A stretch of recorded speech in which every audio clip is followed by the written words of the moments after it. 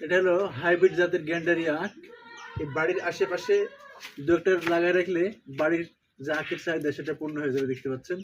তো এই আখটা এখন আমি লাগাবো এইখানে।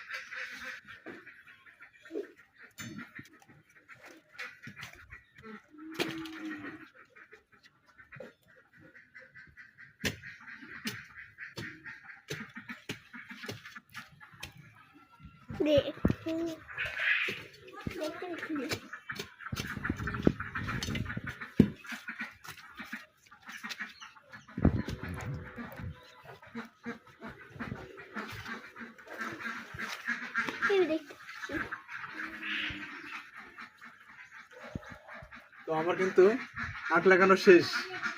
কিছুদিন পর আবার দেখাবো যে আখের গাছ কেমন হলো।